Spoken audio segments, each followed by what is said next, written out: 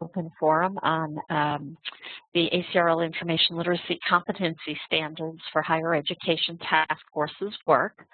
My name is Trudi Jacobson, and I am I'm at the University at Albany. I'm the head of the Information Literacy Department there. Craig? And I'm Craig Gibson at Ohio State University. Well, I'm co-chairing the task force with Trudi. Okay. And so you can see us. I couldn't find more formal picture. I should say I have no idea how to play the guitar. We just picked this up in a museum in Indianapolis. Okay, so the Twitter hashtag is here. So if you wanted to tweet about it, please feel free to do so. I believe there was a fair amount going on during the last one, but we didn't have an official hashtag at that point. So during this next hour, we would like to give you more information on the process of the standards revision. This is something that's been going on now for some time. Sort of go over why changes are needed and the way that we're heading with it, talk about our next steps, and there should be a fair amount of time towards the end to answer your questions. We're also, with the help of ACRL and Kate Herzog, there will be a Q&A that will be available on the website in the future. Okay. And we hope that after this session, many of you are here with groups, but there may be others that you can share what you've learned today with them, maybe more interested in learning more about some of the things that we're going to be talking about, and be aware of the draft that's coming out and how you can continue to provide input. And so the session outline, and we've talked about some of this already, or I have: changing information environment, educational environment, recommendations of the previous task force, the membership of the current task force, this vision we have for the new model, and the tentative schedule upcoming. And I'm going to turn this over to Craig. Okay, just some background here. I know many of you know this already, but I think we should talk about briefly the current standards that were approved in January 2000. They have really proved an extremely valuable document for advancing information literacy in higher education, both in this country and elsewhere. They've been used by accrediting agencies. Higher ed associations have adopted and endorsed them. There have been disciplinary versions created from them. They've been translated into other languages. So I think the current standards have been really great for the profession, for having discussions about information literacy and really advancing it as an educational reform movement. I think the previous task force, the one that preceded the one that is doing its work now, came to some conclusions about the standards, however, that they were showing their age. And I think I've heard enough from other people in the profession to believe this as well. And so I just wanted to go over a few points here. The current standards probably are not addressing just the current information environment as it exists globally. Another important point is that the current standards are not recognizing students as content creators as well as consumers and evaluators. And they're probably not addressing the challenges that students have in the media-rich multi-format environment that we currently see and that students experience all the time. The current standards probably don't sufficiently address the need to take information literacy to a new level as a set of concepts and practices to student learning in all disciplines. I think the current standards did take us down that path quite a bit, but there's more work to be done with perhaps another model. I think the current standards probably don't allow or help us create a more dynamic model to think about learning given the fluidity of the current information environment. I think they probably don't address student understanding of knowledge creation as a holistic process and as a collaborative, participatory endeavor. Also, the current standards focus very much on critical thinking, and that is extremely important. I do want to emphasize perhaps we need another model that focuses more on metacognition and kind of the affective domain or the dispositional elements for students to be successful throughout the research process. And the current standards suggest a linearity that I think, even though just the format in which they're presented perhaps conveys that, we need to think about information literacy as cumulative, recursive, developmental. So perhaps a different model is needed there as well. And I also think that the current standards probably don't address related issues enough with scholarly communication or publishing or knowledge of data, and even recognizing the need for data curation. So the current standards did really, really good things for us. I do want to emphasize that what the work of this task force is about is thinking about extending their impact and their reach and building on them. Okay. So there were a number of recommendations, and Trudi will talk about those. Okay, so yes, Craig had mentioned the previous task force, and that one had a very similar title, but it was a review task force, and it did its work over a year ago, and there were a number of people on it. I was a member of it, and it was a unanimous decision that the current standards should not be reapproved in their current form, and we felt that they really needed extensive revision. Craig has just talked about a number of reasons for that, and there were some that were specifically mentioned in the report that was produced by this group. So it needs to be sort of simplified, or at least be easily usable by other audiences outside of librarians. It's somewhat daunting, the current standards. There's a lot in there, and obviously there's a lot that needed to be addressed, but sometimes made it difficult to work with others who are not librarians. Need to be careful about library jargon, again, because of the audience that we really want to attract to this.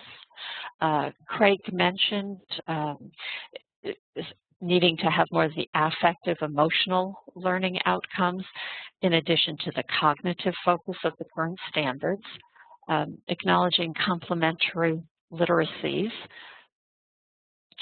moving beyond an implicit focus on format, given sort of the explosion of formats and the need for sort of abilities that cut across all of them, addressing the role of student as content creator and curator, and then providing continuity with the AASL standards, which are more current than the current ACRL standards. So the task force that Trudi and I are co-chairing is made up of a number of individuals who have a lot of expertise, and these are people both within the profession of librarianship, as well as some individuals outside librarianship from academic computing. I won't go through each name on this list. I think many of you will know some of the individuals on the list, but we are tapping expertise from academic computing, from Foundation in San Francisco, from the Coalition for Networked Information, and from a teaching and learning center. And I think what we have found is that we have really good contributors from these various areas of expertise that are helping us think through this very complex and challenging issue and thinking about how we build upon the successes of the standards that we've had. So we have been looking at the possibilities or the options for a new model, and what we have said is that we want to create a new model that will provide a more holistic framework and one that would acknowledge abilities, knowledge, and motivation surrounding information literacy that are critical for everyone, including college students, and the environment that I talked about a little bit earlier, the global information environment, the highly decentralized information environment in which we find ourselves. And this third point is really crucial. The critical need for faculty members and disciplines and librarians to collaborate to effectively address information literacy education. We have seen lots and lots of good models for collaboration, but we think the current standards haven't moved us far enough down that path, and what we're searching for is something that will enhance collaboration. So the two major new elements and what we're proposing that will be in a new framework are drawing on thinking and work that's already in progress relating to threshold concepts and meta-literacy. So I will talk first about threshold concepts, and Trudi will talk about meta-literacy. There's already been a lot of thinking and work about what threshold concepts are in other disciplines. And there is actually a member of our task force, Lori Thompson, who has done some excellent work along with colleagues about this new idea of how we address the gaps or the problems that students have in understanding concepts in particular disciplines. A lot of this research started in the UK with Meyer and Land. If you're interested, actually, there is the article, this complete citation here for this particular quote is at the end of the slide set, but you can follow up and read the entire article. So to address what threshold concepts are, again, they are the core or the foundational concepts in any discipline that students must learn in order to learn other content or other practices, or to be proficient, or to really understand how the discipline works. These are concepts that really respond to the why questions of the discipline rather than just the how or the procedural aspects of a discipline. So when I'm thinking about what threshold concepts are, I go to the list of criteria that Meyer and Land laid out for deciding what a threshold concept could actually be. You can think about it in our discipline of information literacy, what our concepts really are. We'll talk about that in a little while, but there are certain criteria for deciding what threshold concepts are. They have to be transformative. In other words, the student has to the learner has to experience a shift in perspective. There's an aha moment, or the student really begins to see how pieces fit together, which leads to the next point of integration. Threshold concepts create in the mind of students how different concepts and skills and practices can all be brought together in a unified way. And once the student gets this, they don't go back to an earlier level of understanding. They also are bounded in that there are unique ones for a particular discipline, threshold concepts for a particular discipline, and often they're what we would call tacit knowledge. They're difficult, they're counterintuitive at first for many students, and because of this, their gaps in understanding are, they hit roadblocks in their learning. So I think all of us who taught know this. Any faculty member in any discipline can, if you start having this conversation with them about what are the gaps in student understanding in their field, they will tell you what are the really difficult foundational concepts that students have problems with. They'll list off 4 or 5 of them right away. And I think of those, when I think about information literacy, a lot of us very quickly could enumerate these. I think some of these were implicit or perhaps even explicit somewhat in the current set of standards, but what we are looking at or the threshold concepts framework to address for us is how to create a more unified set of concepts underlying what you might think of in looking at the current standards, how to unify, how to address the why questions, students, that we're addressing and the learning outcomes that are enumerated in those standards. So I hope this goes some way to explaining what threshold concepts are all about, and I really do encourage you to read more about them. Okay. And so as Craig mentioned, I will take over with metaliteracy. And there's certainly lots of discussion about different literacies. So computer literacy and visual literacy. And there are standards for visual literacy that came from ACRL. But it's really sort of important to think of this more as a cohesive whole.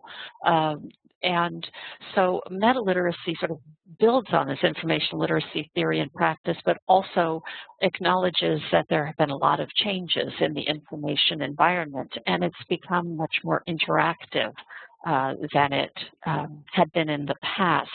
And so learners are communicating, creating, sharing information using a range of different technologies. And so it's looking at sort of information abilities sort of in a different way, including that collaborative production, sharing of information in participatory digital environments, but not really saying, okay, we're going to need to concentrate on just visual literacy and maybe financial literacy and all these different literacies, because that would be unwieldy. So there are 4 domains that are not unique to metaliteracy, but we're really sort of thinking about. So the behavioral, so what somebody could actually do, the cognitive, and as we've been talking about a lot of the previous standards, there's a lot of connection with the cognitive domain, the affective, which the previous task force identified as being really important, because if the emotions or attitudes are really sort of getting in the way, then it's difficult to accomplish some of the goals. And then the metacognitive, so what people are thinking about their own thinking and the monitoring that they're doing and sort of understanding what they do and don't do. So some of these are going to be sort of built in to what it is we're doing, although, we're still sort of developing what we're doing, so the domains themselves may not be listed perhaps as such. Okay. And so I'll turn it back over to Craig, who's going to talk about, and this is a draft unit that we've been working on. I would really emphasize draft at this point, because the process at this point is that there is a group that is vetting a list of threshold concepts for information literacy. Lori Townsend from our task force is on that group. Our task force has already looked at a list of 5 of these. There's a somewhat longer list. It probably won't grow to more than 10. And so here's one that they proposed as a threshold concept in information literacy, that scholarship is a conversation. Well, this may not be terribly surprising to us who are the practitioners in the discipline, but for students, this is something probably of a revelation once they start seeing how individual pieces of scholarship are, books, journal articles, other formats that they might be as to find a particular assignment actually fits into a larger context. The way it's presented here in this paragraph still needs some refinement. However, I think once students really start to understand how scholarly processes work, and that real people, real scholars, real human beings are involved over time in creating this scholarly conversation, they will be able to make more informed choices about their information search processes and begin to understand the larger context. So this is a proposed threshold concept for our group. And so if we go to the next slide, what we're proposing to do and what we're beginning to propose here on the preceding slide and this slide is a framework, what we're calling a framework. And so Trudi talked about the affective domain or the volitional domain earlier, and so we're proposing dispositions, that would go along with the threshold concept, and then what sometimes we might think of as the actual skills or outcomes, or what I'm calling currently knowledge practices. And if you look at the knowledge practices list, the three of those there, you could see these as learning outcomes. What we're proposing to do is to create a framework that then could be even more open-ended and adaptable at local institutions. I think the current standards that we've had for the past 12, 13 years have also been a framework, and we should readily acknowledge that. They have been a framework. Local institutions have adopted them. What we're proposing to do is address these other domains and address the kind of knotty or difficult problems that students have in learning. And we're also looking for a way of collaborating more completely with faculty by proposing a framework like this that might be more appealing to them, and to create conversations and collaborative possibilities between librarians and disciplinary faculty. And we really want to propose this framework in a way that would allow information literacy concepts and practices to be interwoven even more integrally with disciplinary content. So that's what this emergent framework looks like. On the preceding slide, this slide, if we can look at the next slide, I think Trudi would pick this up. Sure.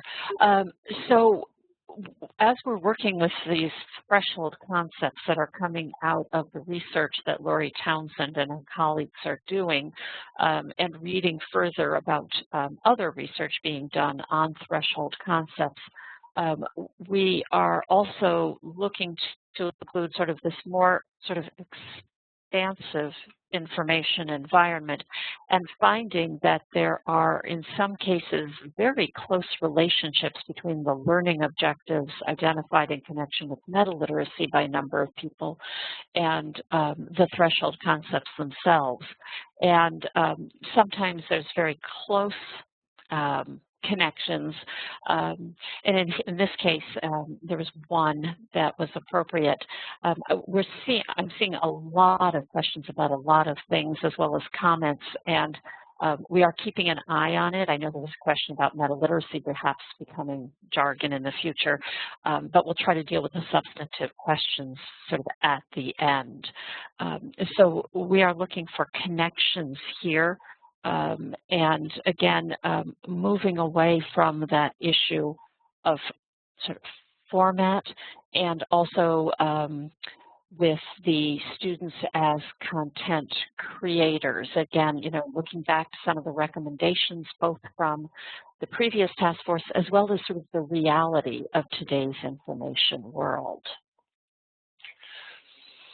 So we are proposing, as part of this document, that we would create some sample assignments or assessments to go along with the, say, we were using the threshold concept of scholarship as a conversation, giving an example of an assignment or an assessment or something that could start addressing whether students really understand this. And again, I really do believe that local institutions will have to do this on their own, just as local institutions have had to work with the current standards. What we're proposing to do, in effect, is create a kind of a toolkit here that would give some suggestions and some guidance, but really create the toolkit, a toolkit framework, in effect, for local institutions to use for their own needs and to fill in with their own understandings and their own conversations with faculty at their own institutions. Craig, were you ready for me to go on? Yes. Okay, all right. The timeline, and this is subject to change. You know, we had just I spoke with the ACRL Executive Committee on Friday, and we were given sort of the go-ahead to move along with the direction that we had proposed to them. So we've got a fairly challenging timeline here, although we do have the possibility of extending it a bit. So we are having, obviously, these open forums right now. Our goal is to have, by December 1st, a draft document released on the website for public comment that will go beyond what you are hearing and seeing in this forum. Then there will be either sort of an online hearing or another sort of online forum, depending upon the format in which this document comes out, and then one also at, well, one in January, and then one also at midwinter in Philadelphia. And then there will be time for comments to be submitted. And as I mentioned, we've already reported to, well, we've actually contacted the board, but we also talked to the executive committee, which was most recently. Then we hope to have a near final draft to share later in the spring there are two ACRL committees that need to review it. One is the Information Literacy Standards Committee, and the other is the ACRL Standards Committee. And then this would be followed in June with a final report for the ACRL board to review. Okay. These are the references for the two items that were cited in the slide, so they are available. And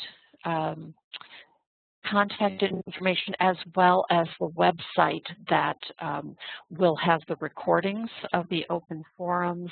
The Q&A section will show up there as soon as it's ready. There's a number of background information. So it's a really good resource to go to. So Craig, I think we're ready. I think we're ready to take questions. There have been a lot of questions I've seen in the chat box about jargon. Because one of the recommendations of the task force that Trudi was on before was to avoid library jargon. And I think we've been saying that for a lot of years. I think some people feel that some of it is simply unavoidable. But my perspective on this is that we can avoid a certain degree of it. It's a matter of degree. It's not really possible to. We do have vocabulary, I agree, that is associated with our practice. I mean, there's students have to understand certain names, but we also need to keep that within a more general framework of explaining how processes work. So, Trudi, do you want to expand on that? I think, it's sort of walking a fine line. And I think, it'll depend, this is going to be, the core part of this is going to be a shorter sort of entity. There'll be, as Craig mentioned, it's going to be a toolkit, so there's going to be a number of other components to it. But I think with that core, it might be easier to walk that line so that key terms that are needed are in there, but maybe there's not so much that it would be more difficult for people who are not in the field. I do want to say, although I haven't had a, the work that we're doing, I haven't had that to show to faculty members because there was concern earlier. I saw a comment that there's just one faculty member on here, although we do have perspectives from, say, the accrediting agency, and that I've been talking with threshold concepts to the faculty at the University at Albany. We're undergoing a very big change on campus as to how information literacy is taught, and a lot of conversations are happening. And so I'm really encouraged that there's a great deal of interest in the threshold concepts. Some have heard of them for their own disciplines, but it seemed to be a great conversation starter. And that's so what I'll stop there. That's what I was commenting on earlier. We hope to create deeper conversations between faculty and librarians about student learning, and I think this gives us a great opportunity to do that rather than just having a faculty member request of a librarian teach these particular resources. And that's it's often it's a process of negotiation and working with faculty, or if you're dealing with one-shot format or a series of one-shots. But what we're hoping happens, and it's along this continuum, is to extend the impact of the one-shot sessions that many of us still deal with, and to leverage the one-shot sessions that we have. The threshold concepts and meta-literacies combined perhaps address obviously work better with credit courses and with more extended kinds of assignments. So collaborative assignment design, which many institutions are already working on, is another good way in which we can fit another good model within which we can fit threshold concepts. And Char, I see that you suggested the crowdsourcing contributory element to the toolkit. That is something that we have put into our proposal already, and I talked about with the executive committee at ACRL on Friday. We've been calling it sort of a sandbox. We think it's really important that as people develop models or assignments or assessments that are working at their institutions, that they have a chance to share them, for people to build upon them. There was some concern from ACRL just that in the past, when such has been a sort of a space has been set up, it hasn't been utilized as much as had been hoped. I think we still think that there is a really good opportunity for this. So yes, it's something that we've sort of built into our plan. I think there was a question about including assignments and assessments earlier. And yes, I think the example that I showed in one of the slides, I think we want to try to do that, just to give some examples of how the threshold concepts might work in practice along with meta-literacy. So something we're working on. Yeah, we're just sort of looking through all the questions that are coming through. The many questions that have come in. So the question about sort of collaboration with the faculty members, trying to move where possible beyond the one-shots. If they're intrigued by the idea of the threshold concepts and can sort of see that 55 minutes or whatever is not really going to be sufficient, we think there's great promise for this, for opening conversations. Some of the examples that we're going to be showing are going to be very collaborative and might spark ideas. with the sandbox or the crowdsourcing, there'd be other ideas that are coming through. So conversations, because every campus is so different, we really hope that if it can start conversations, then there'll be some movement in the direction we're hoping for. Somebody asked about visualizations or graphics or something, and Trudi and I actually had a conversation about this document eventually not just being a textual document, but having graphics and or illustrations. And of course, if we were to put it on the web, and along with the sandbox, I think it would create a much more dynamic kind of environment. Yes, Char has suggested people contributing, but to illustrate the theory and how all of this might work together, I think working with a graphic designer actually will help us and help convey in a more effective way how to apply threshold concepts and meta-literacies together. I've been seeing the question coming through about lack of faculty members, non-librarian faculty members on the task force. Part of it was just the pressure of size. Scheduling meetings has been incredibly challenging. So I think we're at somewhere around 15 or more people. So what we are trying to do is individually on our campuses make connections.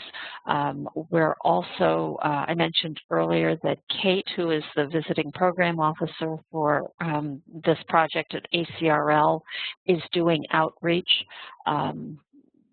Joan Lippincott at Coalition for Networked Information has been helpful for another type of viewpoint, although Joan's a librarian, and Ellie at Middle States.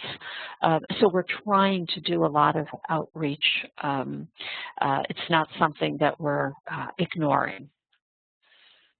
I see there are questions about information literacy as a term, whether we continue to use this. And, I don't think this task force is going to provide a definitive explanation of what information literacy is. I think we have certain core understandings and principles about what it is. I think we're less concerned about providing a definition. We've had definitional debates about information literacy and IT fluency and some of the other points that people are bringing up here for a number of years. And I think what we're most concerned with is creating a model that really advances us or pushes us more into the future. Again, building on the successes of the current standards. I know so many people have worked with them and have had successes with them. We're just trying to address student learning in a more fundamental way going forward. Yeah, and I think just, we've, as Craig mentioned, we've talked about this some, but considering the sort of scope of what we're grappling with, I think thinking about what it's called is probably a different discussion. There's a lot that and you can see some from the chat questions that many of these are things that we've been discussing within the group, or Craig and I have been discussing. And I guess our main focus is on creating the framework itself. Yeah, I see Julie is asking the question or making the point about the regional accrediting agencies and lifelong learning, and we're very aware of that issue. And because we do have a member of our task force from the Middle States, we are working with her to be sure that what we produce will be useful for accrediting bodies.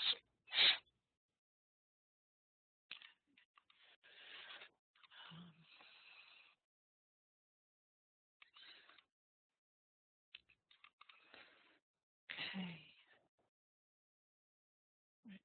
Still sort of scrolling through all of these questions.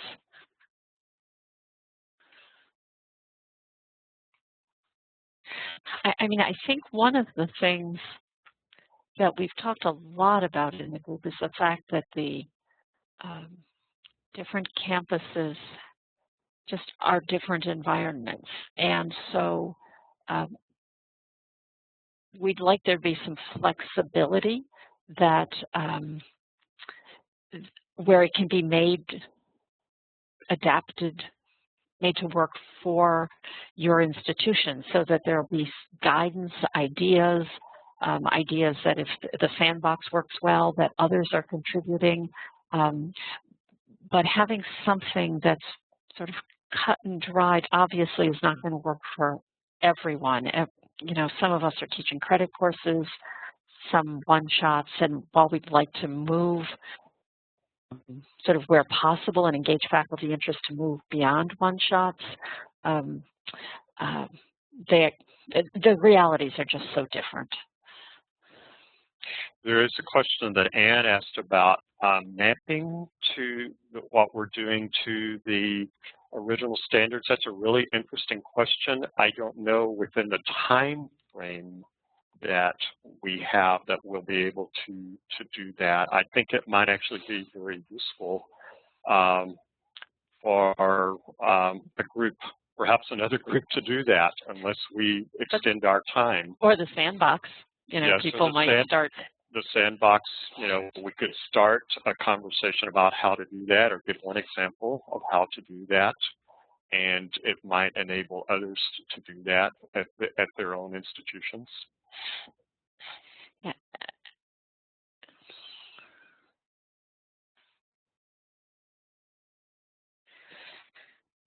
Yeah, and because we're taking a very different approach, then there might be some mapping possible, but then some that really may not be included here, other things that are going to be new.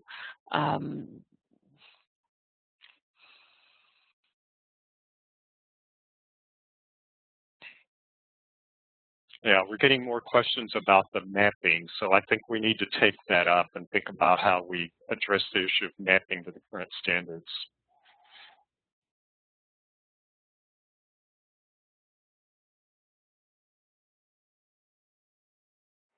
Okay, so there's a question about sort of workplace information skills, and I saw that come up earlier as well.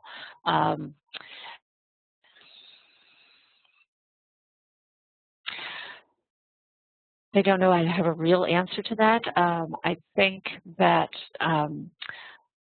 a good deal of what's going to be included in the framework will apply to that situation, different workplace situations.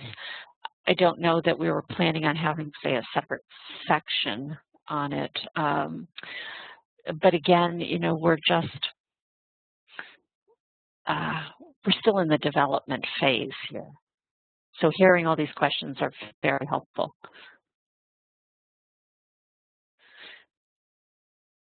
Carolyn asked if the structure will look the same with standard performance indicators, outcomes, and objectives, and no, it won't.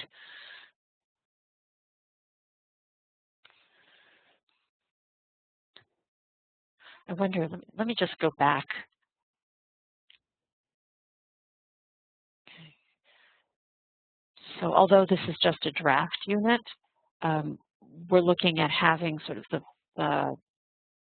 the threshold concept or another key concept, but we're probably talking about, Craig, what, 10 or fewer? I hope 10 or fewer. Yeah, but then surrounded with, you know, this additional sort of scaffolding for it.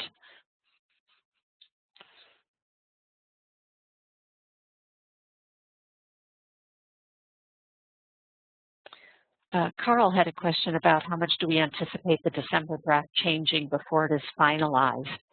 I guess it will depend on how far along it is then, but because there's going to be a lot of hearings, forums, comment period, I don't think it's going to be necessarily set in stone at that point.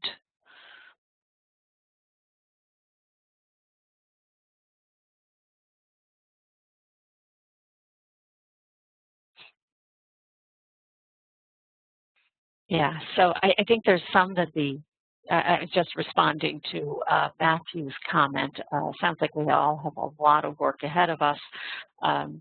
And I think there's just so much that can be done by the task force, and then additional contributions will certainly be helpful. Craig, does that sound right to you?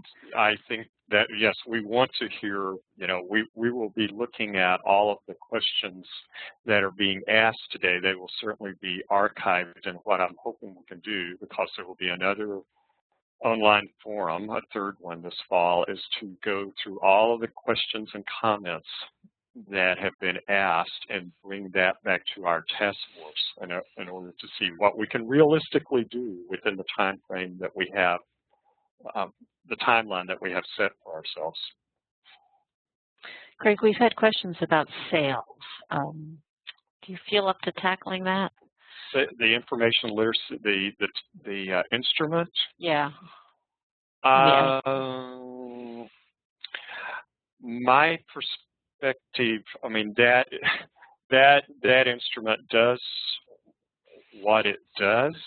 I think it's perhaps more focused on more traditional, what I call library skills. It does what it does, and if local institutions use that for their purposes, I'm not sure that it really goes to some of the larger learning issues that we're trying to address through this framework.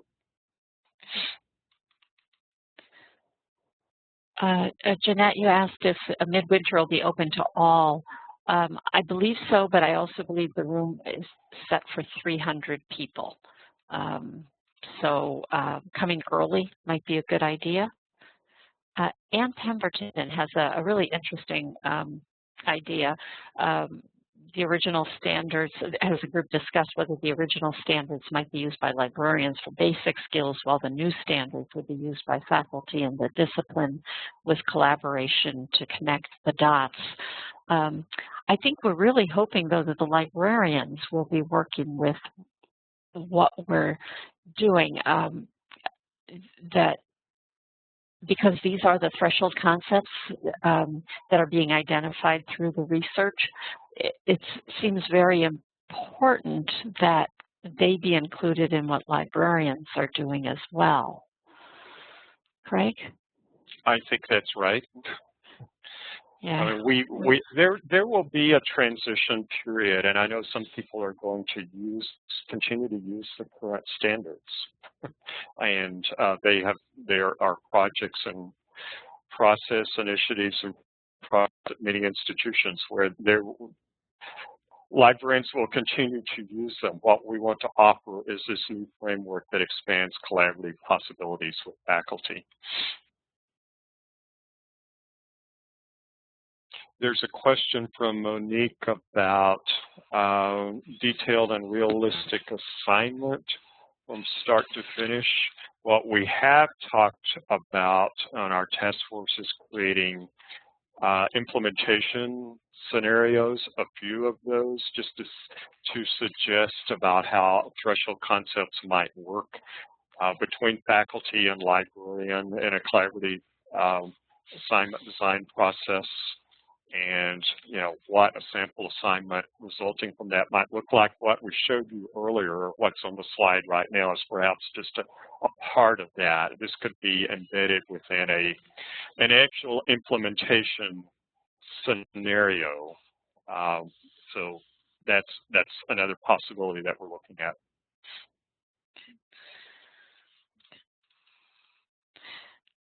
And one that is not up on the slides, but it's with another threshold concept that we've been working with, and that's format as process.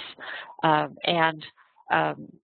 is, again, the wording is going to need to be finessed. But what makes a book and a newspaper article has nothing to do with how one accesses it, print/digital, but with the process that went into creating it.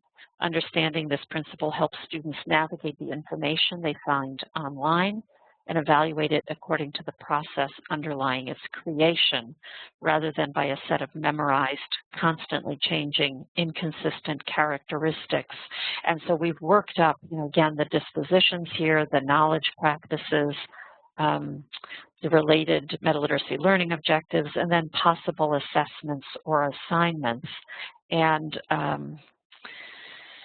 it's something that might be possible, assign students to identify several different applicable information sources that arise from different creation processes and to communicate the unique values of each. Something like that could be used within a session, but also then in collaboration with the instructor in the course assignment. So we're certainly thinking about different models, some that might be something very quick done in class. So for that, provide students with records for items created in different ways. They identify how the sources were created and the implications, along with things that would require more collaboration or maybe require a longer a credit-bearing course, but certainly not all would. So we're really trying to hit a lot of different bases. I see Carolyn has a comment about sales. Again, just to pick up on that, I agree that an instrument like sales could be used to provide some benchmarking. And yes, there are readily acknowledged accrediting agencies are looking for that kind of benchmarking.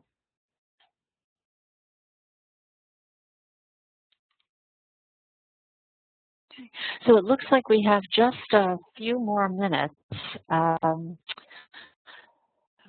We could probably take another question or two.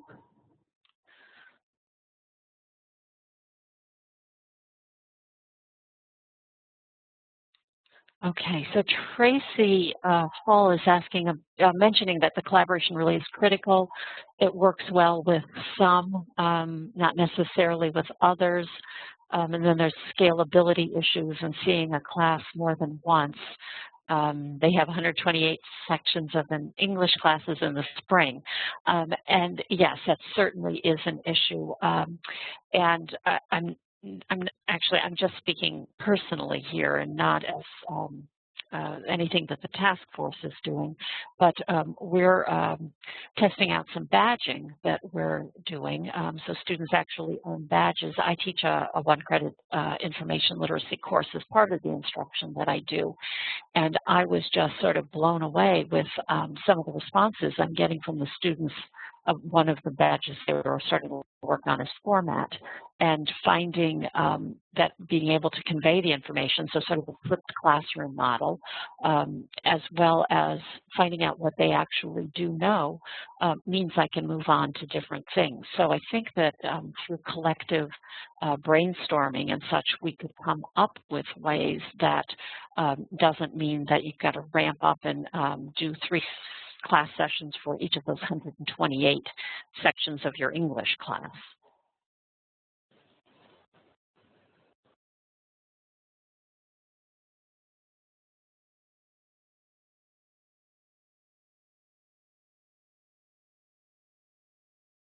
Okay, so Josh has a question about Standard 5. Yeah, the one dealing with legal, ethical. Yes, I think that one is one. We all agree that when the first task force included it, it was really a milestone in helping us, think about information literacy in a more expansive way. We know this whole area has become much more complicated and ever more important.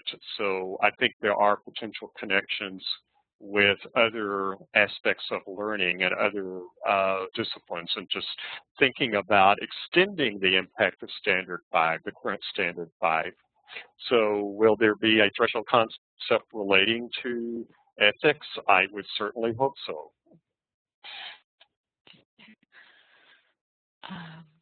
And Cynthia has a question about, will the new document reflect some of the AASL levels of skills, dispositions, and actions, responsibilities, and self-assessment strategies?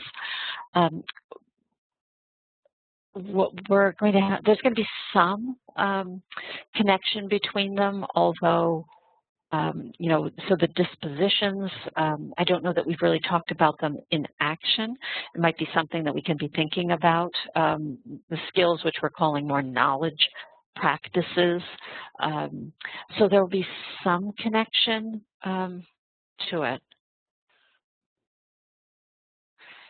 And I think we're out of time. I would just like to emphasize again that all of the questions and comments here will be archived, and we really do appreciate everybody's interest today. And this is very, very important, and we want wide input and participation as we move forward so that we can produce the best possible framework, what we're calling it right now, for all of us, for the whole academic library community, and for our colleagues and who are teaching faculty and with higher ed organizations and assessment specialists. We're really trying to create something here that we think will move us forward. So thank you for your interest. Yes, and please keep an eye on the ACRL website. The URL is up, and so you'll see continuing developments there, and of course ACRL will be sending out information as new things happen, new types of things are available. So thank you all very much for your contributions, your questions, your comments, and your interest. Thanks again, everyone.